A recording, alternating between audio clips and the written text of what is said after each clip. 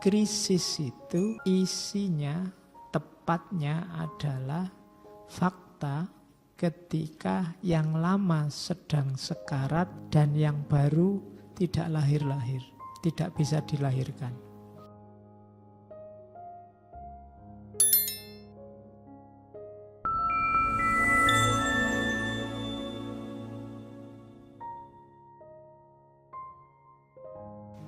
Assalamualaikum warahmatullahi wabarakatuh. Bismillah. Mari kita lanjutkan ngaji kita.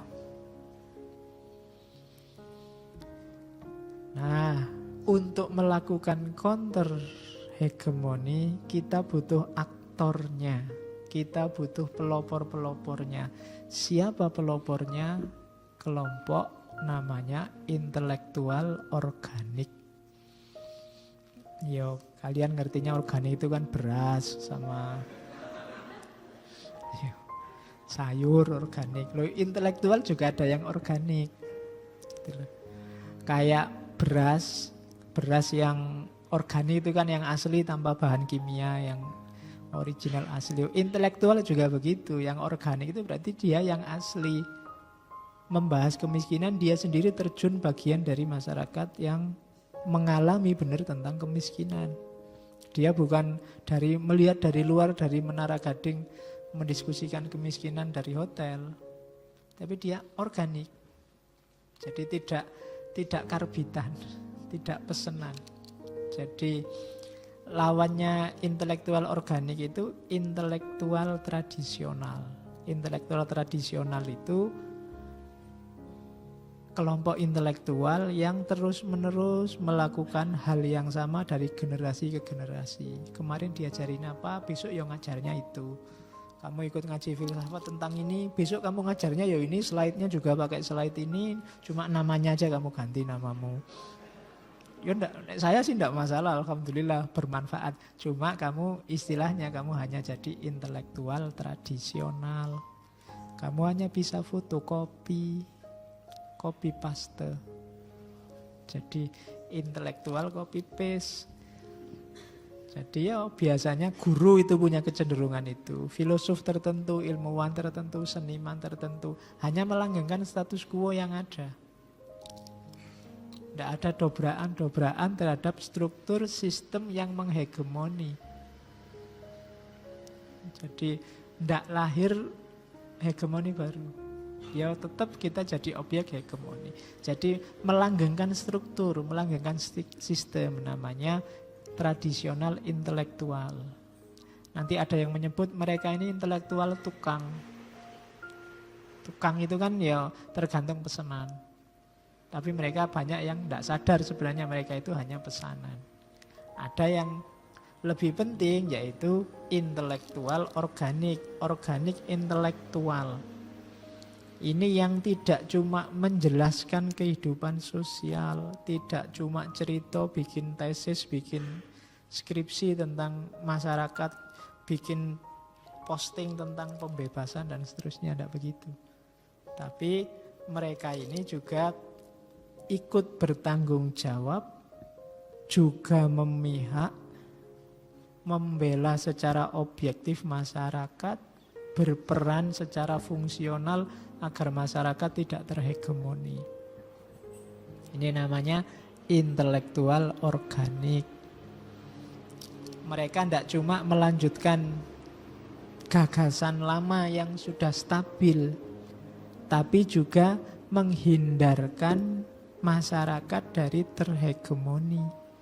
Mereka terjun langsung ke lapangan. Nah, itu peran kaum intelektual dalam gagasannya Gramsci. Siapa sih intelektual itu? Ya katanya Gramsci, sebenarnya setiap orang itu intelektual. Setiap, kan dulu di ngaji-ngaji awal saya bilang ya setiap orang itu filosof. Kalau katanya Gramsci ya setiap orang intelektual. All men are intellectual. One could therefore say. Orang boleh saja bilang bahwa setiap orang intelektual. But not all men in society have the function of intellectual. Tapi tidak setiap orang dalam masyarakat memainkan peran, memainkan fungsi sebagai intelektual.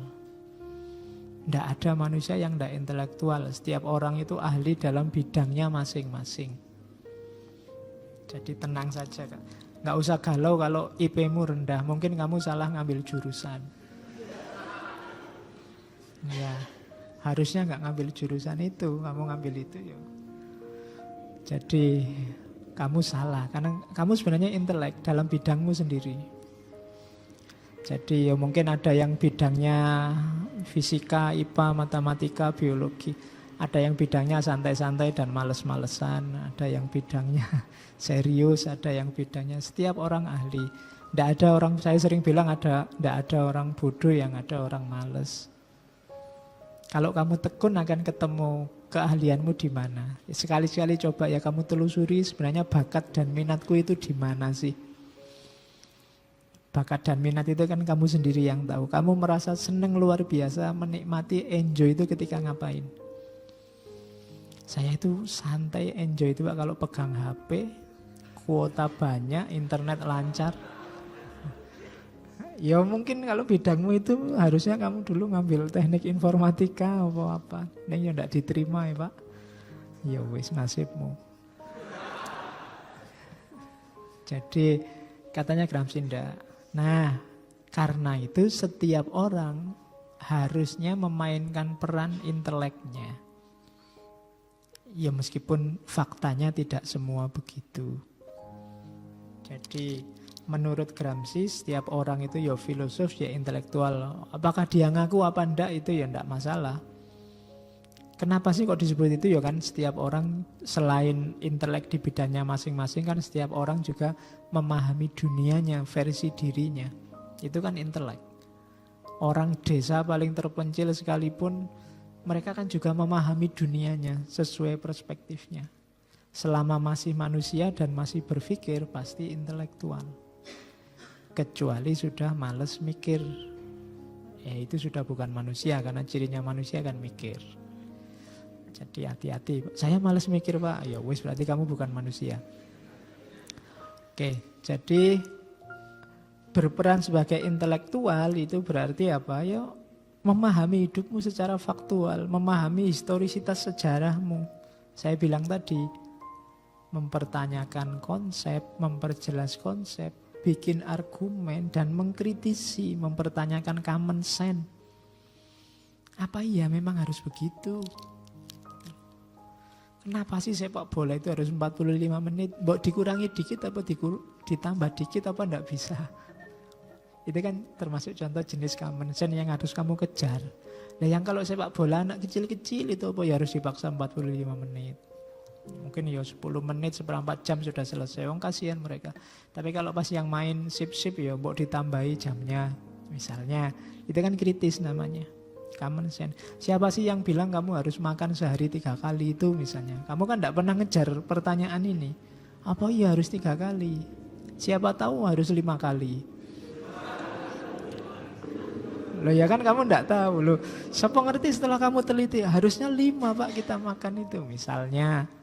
Tapi kan kamu tidak pernah kritis. Ya banyak itu contoh common sense awur-awuran. Tapi kan banyak loh common sense di sekelilingmu yang harus kamu tanyakan. Yang mewajibkan kamu kuliah itu siapa?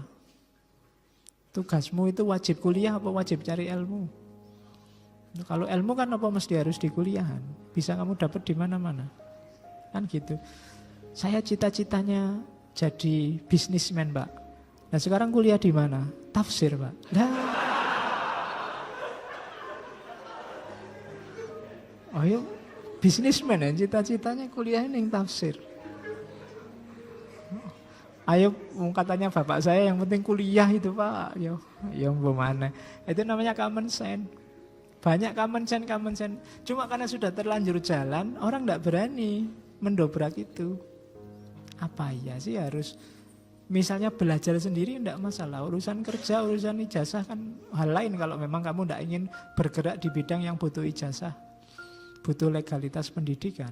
Ilmu bisa dicari di mana-mana. Nah itu namanya nabrak common sense. Wong ngaji filsafat ini kan ya setengahnya ada beberapa common sense yang ditabrak kan. Termasuk opono filsafat ning masjid ini kan jarang juga 1-2. Itu kan common sense. Tapi besok mungkin ini jadi hegemonik. Gitu loh. Ketika jadi hegemonik akan orang ada yang kritik, akan lahir hegemoni baru. Common sense kita dipertanyakan. Dan itu yang terjadi dalam banyak struktur hegemoni. Jadi jangan langsung percaya begitu saja kalau ada wawasan-wawasan baru. Terus, nah, pertarungan dengan counter hegemoni tadi ya butuh strategi untuk meruntuhkan hegemoni. Kalau di Gramsci ada 2 jenis perang. Yang pertama war of movement dan yang kedua war of position. Jadi 2 jenis perang. Yang pertama war of movement. Ini perang beneran, perang fisik. Kayak zaman Soekarno waktu bolak-balik bilang revolusi belum selesai, itu war of movement. Perang beneran melawan Belanda secara fisik. Ini katanya Gramsci dilakukan ketika civil society, masyarakat sipilnya lemah. Kalau masyarakat disuruh pinter dulu, dididik dulu, kemudian mereka sadar dan menolak hegemoni, prosesnya terlalu panjang, bisa berlarut-larut, malah jatuh dalam penjajahan habis-habisan. Maka war of movement, perang aja sudah. Nah, itu mungkin di beberapa organisasi komunis, beberapa negara melakukan itu. Karena memang memberdayakan masyarakat itu tidak gampang. Akhirnya revolusi fisik, war of movement. Tapi hasilnya juga, kalau katanya Gramsci, tidak selalu memuaskan. Karena meruntuhkan diktatorship secara instan, cepet-cepetan, segera, dengan kekuatan fisik, itu hasilnya kediktatoran yang baru. Tapi beda dengan kalau lewat jalur yang kedua, war of position. Ini ada proses pelan-pelan, gradual, masyarakat diubah paradigmanya, diubah kesetiaannya pada ideologi yang status quo. Dari situ maka hegemoni akan berubah dan lama-lama dominasi akan runtuh. Itu namanya war of position. Ya, perang posisi. Jadi perebutan ideologi, tidak lagi kekerasan fisik. Dan ini yang lebih banyak diperlukan hari ini katanya Gramsci. Masyarakat sudah tidak kayak dulu lagi. Kalau dipaksakan harus perang fisik mungkin situasinya beda. Jadi katanya Gramsci, hati-hati dengan war of movement ini, karena alternatifnya biasanya ketika dipaksakan untuk revolusi fisik, nanti yang terjadi biasanya kudeta militer. Akhirnya sama saja ujungnya rakyatnya yang susah. Karena dari hegemoni elit penguasa kemudian geser ke elit militer. Cuma tidak ada yang berubah dalam cara hidup. Maka katanya Gramsci, peranglah war of position untuk situasi hari ini. Jadi prosesnya memang pelan-pelan. Ada proses pemberdayaan, ada proses pemintaran, ada proses sampai orang sadar sendiri situasinya, kemudian ingin berubah sendiri. Kalau Gramsci mencontohkan yang war of movement itu misalnya di Rusia waktu menjatuhkan Tsar. Itu kan revolusi Bolshevik itu kan. Cuma memang berdarah-darah. Kalau yang war of position itu di Italia. Tidak terjadi perang tapi perebutan hegemoni, meskipun kecewanya Gramsci ternyata setelah jatuh imperium yang berkuasa malah fasis. Mussolini itu yang dicari jawabannya oleh Gramsci. Ternyata kuncinya bukan pada penguasaan modal di ekonomi, tapi kuncinya pada hegemoni. Siapa yang menguasai alat-alat ideologi, dia bisa menghegemoni. Maka perangnya kita harus war of position. Perang nyari posisi. Terus sekarang ada katarsis. Katarsis ini proses transformasi ketika mau ganti ideologi dalam hegemoni, dalam perjuangan melawan hegemoni. Jadi katarsis itu dimensi batinnya. Kalau tadi kan perjuangan melawan hegemoni dimensi luarnya, ada yang position, ada yang movement. Tapi batinnya ada proses namanya katarsis. Dengan definisi yang berbeda. Biasanya kan kita mengartikan katarsis itu untuk pelampiasan. Sebagai katarsis. Ngaji ini katarsis Pak, pelampiasan. Di kampus sumpek Pak, di sini santai ada minumnya misalnya. Nah, itu namanya katarsis. Tapi kalau di Gramsci katarsis ini beda. Katarsis itu proses transformasi kesadaran yang harus dilalui. Jadi contohnya katarsis itu gini, misalnya di situ ada contoh tukang becak. Tukang becak yang setorannya banyak. Padahal hasilnya tidak seberapa misalnya. Dan mereka tidak berani protes. Terus ada pendampingan, mungkin LSM, mungkin lembaga apa untuk menyadarkan mereka, ya proteslah kalian. Caranya protes itu gini loh. Nah, terus mereka manut protes. Nah, di protes yang pertama ini mereka protes tapi mereka tidak paham benar kenapa mereka harus protes. Lama-lama mereka sadar sendiri. Mungkin karena sudah mengalami pendidikan lama, dididik semakin lama semakin sadar, loh aku itu memang harus protes demi masa depan, demi tidak cuma mikir diriku sekarang sih cukup cuma buat makan lah anak-anakku besok. Lama-lama kesadaran sendiri, lama-lama tidak ada yang nyuruh mereka protes sendiri. Nah, ini katarsis. Nanti protes ini tidak cuma dilakukan oleh tukang becak saja, akhirnya kelompok buruh yang lain, mungkin tukang ojek online juga ikut sadar, loh ya setoranku kok tinggi juga. Protes juga lama-lama muncul kesadaran masif. Ini namanya proses transformasi.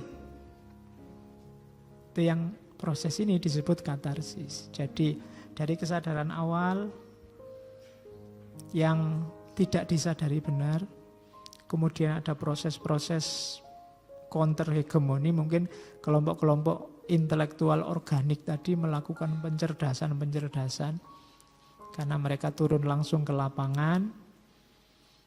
Terus pencerdasan inilah, dengan modal pencerdasan inilah mereka bergerak. Cuma geraknya di awal tidak karena kesadarannya sendiri, ya hanya bergerak saja. Sama kayak orang disuruh demo itu kan, mungkin ya demo saja lah, enggak tahu. Ini demo tentang apa tuh? Enggak tahu, demo aja lah rame-rame. Nah, itu gerakan awal. Tapi lama-lama mereka sadar sendiri, mungkin dalam proses demo itu mereka semakin ngerti, oh iya ya kalau kayak gitu harus marah juga aku ini.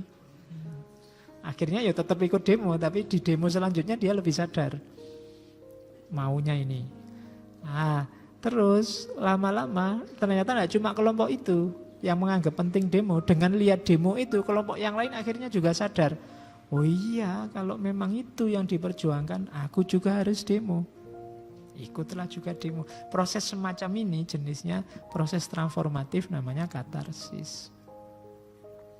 Jadi ini perjuangan untuk merebut posisi, perjuangan peperangan posisi untuk merebut hegemoni. Dari terhegemoni kita ingin ganti menghegemoni balik. Nah, kalau kita terhegemoni, kita melakukan counter hegemoni dengan pelopor tokoh-tokoh intelektual organik. Yang harus dilakukan apa? Dalam situasi hegemonik, saya tidak tahu kalian merasakan situasi hegemonik itu kapan dan di mana. Yang pertama, kalau kalian merasakan ada yang ingin menghegemoni, apalagi ada yang ingin mendominasi, bertahanlah, resist. Bertahan untuk tidak begitu saja menelan konsep yang kelihatannya bagus, yang seolah-olah bagus, yang berbeda dengan keyakinan kita selama ini. Karena sering-sering tidak sadar kita meninggalkan yang lama, tiba-tiba dihegemoni oleh konsep baru. Sementara semuanya belum jelas, bertahan dulu. Dalam masa bertahan ini ya ada baiknya belajar, menggali informasi. Jangan kesusu komentar. Jangan kesusu mengambil posisi. Masih belum jelas. Mana yang akan menelan kita, mana yang akan menghegemoni kita. Makanya istilahnya Gramsci resist. Bertahan dulu ya. Jadi kalau ada tiba-tiba wartawan datang ke kamu, kalau ada lo ya, terus tanya masalah apapun, kalau memang tidak ngerti masalahnya, bertahan dulu. Atau ada ideologi-ideologi, gagasan-gagasan yang dipaksakan kepadamu atau dibujukkan kepadamu, resist, bertahan. Bertahan itu bukan berarti menolak, nanti dulu. Kalau bahasa fikihnya mauquf, nyari dalilnya dulu, cocok apa enggak. Cirinya apa yang harus kamu resist, berbeda dengan keyakinanmu selama ini. Atau dari kelompok di luar kelompokmu, itu resist. Tahan dulu, tunggu dulu, nanti dulu. Nah itu yang pertama. Terus menyadari dan menyikapi ketika ada kontradiksi. Kalau ada pandangan-pandangan yang kontradiktif. Kontradiktif dengan apa? Kontradiksi dengan kenyataan hidupmu. Sadari itu dan bersikaplah. Ya tadi kalau belum jelas bertahan dulu. Ini bilangnya begini, tapi hidup saya begini ya. Misalnya bilangnya kita ini adil makmur sejahtera gemari paro jinawi. Lah kok aku sumpek gini. Salahnya di mana? Itu kan berlawanan. Atau bolak-balik dibilang kita ini harus tirakat, situasinya sedang krisis. Tapi krisis di mana? Di jalan-jalan itu mobil motor ndak ada putusnya. Dealer-dealer itu ribuan motor terjual setiap bulannya. Krisisnya ada di mana? Itu kan bertanya namanya. Ideologi yang dicekokkan kok berlawanan dengan situasi nyata, bertahanlah. Sadari itu bahwa ini beda sama kenyataannya. Bertahan. Atau kalau masih tidak jelas tetap strateginya bertahan. Katanya Gramsci begitu. Terus yang ketiga, bantulah kalau punya fasilitas, fasilitasilah. Susah ngomongnya semakin malam. Fasilitasilah kelompok-kelompok intelektual organik untuk tampil. Ya ngaji ini ya, misalnya kalau ada teman-temanmu yang kelihatannya genrenya intelektual organik, tidak terkooptasi oleh apapun, misinya memang memberdayakan masyarakat, kasih ruang, kasih fasilitas untuk mereka tampil. Karena dari situ masyarakat akan semakin kuat. Jangan salah, orang-orang ini membuat masyarakat semakin berdaya, civil society semakin kuat. Dan itu menguntungkan untuk semuanya, termasuk untuk negara. Jadi bantulah, kalau ada teman-temanmu yang progresif, yang organik, yang tidak terjebak oleh kepentingan-kepentingan sesaat, bantulah dia untuk tampil atau untuk semakin matang. Mungkin sering-sering kamu ajak diskusi, beri forum, beri ruang, beri kesempatan. Saatnya mereka untuk berjuang demi itu tadi, pembebasan dari hegemoni.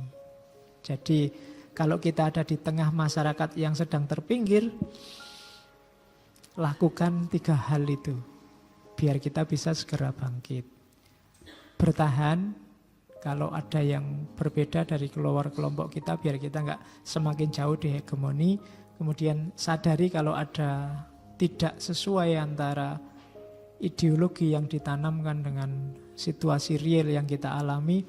Dan yang ketiga, mari kita bantu lahirnya kelompok intelektual organik.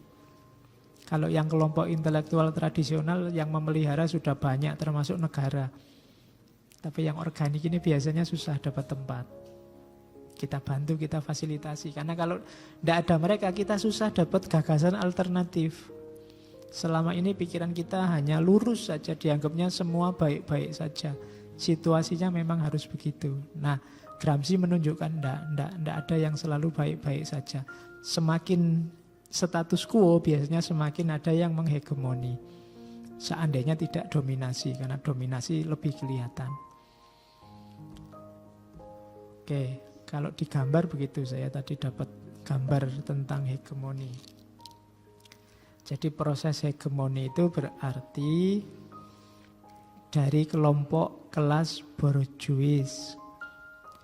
Kelas borjuis itu tangan-tangannya lah yang mengatur rule the society. Their values became the common sense values of all. Tadi ringkasnya kan itu.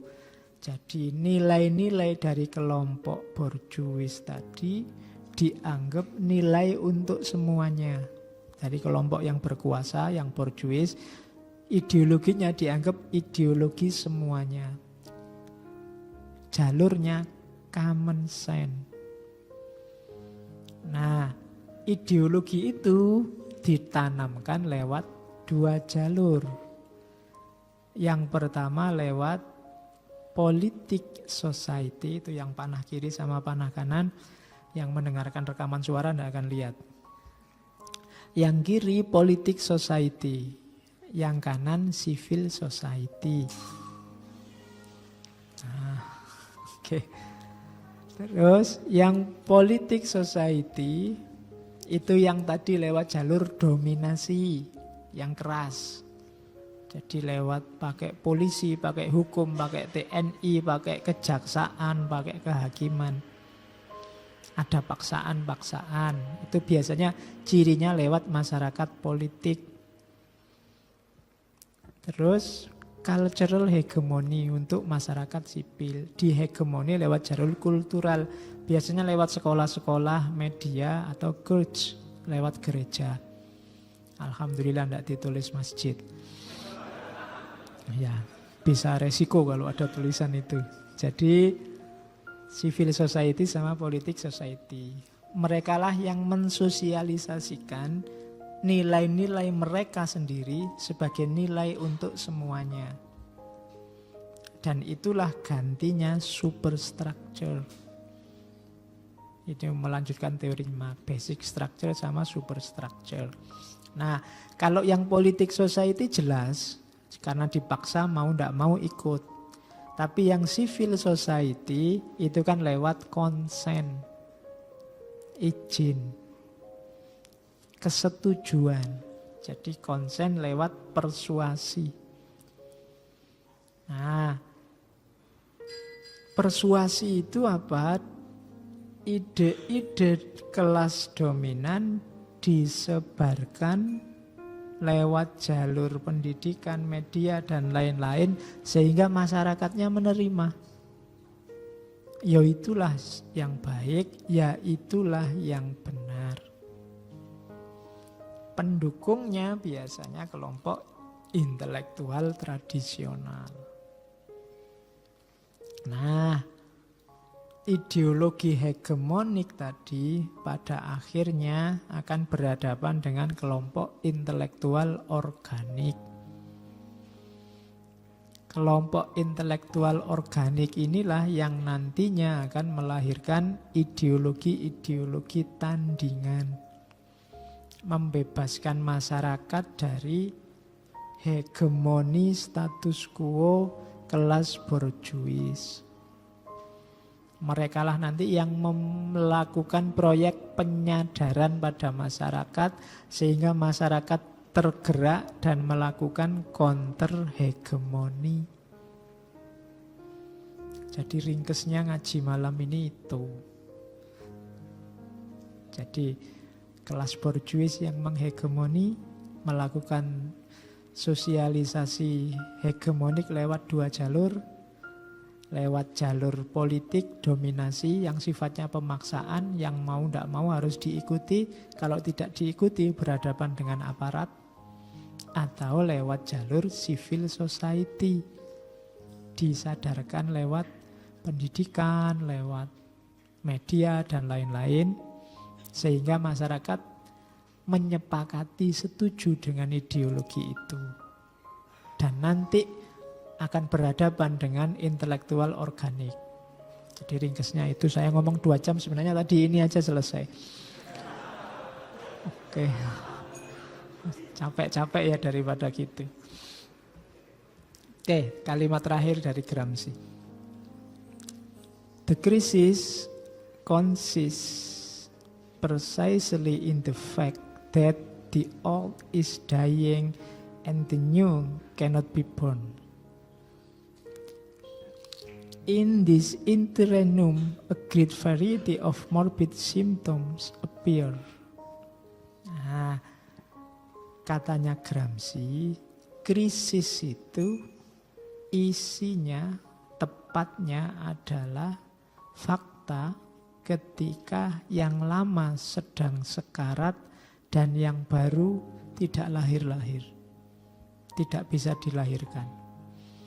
Jadi kalau ada Indonesia ini sedang krisis loh. Itu sebenarnya yang lama krisis itu, yang lama sistem lama sudah jelek, sudah sekarat, sudah waktunya diganti. Cuma gantinya belum ada. Itu alamat sudah chaos sudah di tengah masyarakat. Jadi Indonesia itu kan kita masih sering menyebutnya masih dalam situasi krisis. Mulai tahun 98. Itu berarti mulai 98 sampai hari ini sistem lama rusak, jelek, sekarat, yang baru nggak lahir-lahir. Itu kan berarti kayak orang melahirkan itu sudah lama nggak lahir-lahir. Padahal sudah waktunya lahir, tapi nggak keluar-keluar. Itu kan krisis luar biasa sudah. Harus panik semuanya. Cuma yang dilihat oleh Gramsci bukan itu. In this interregnum, dalam fase transisi ini, hati-hati, a great variety of morbid symptom appears. Beragam gejala mengerikan akan muncul. Jadi proses transisi itu jangan kaget kalau kalian melihat banyak hal-hal mengerikan lahir. Ya, Indonesia akan mengalami itu toh. Dari penjajahan menuju kemerdekaan, ya berdarah-darah.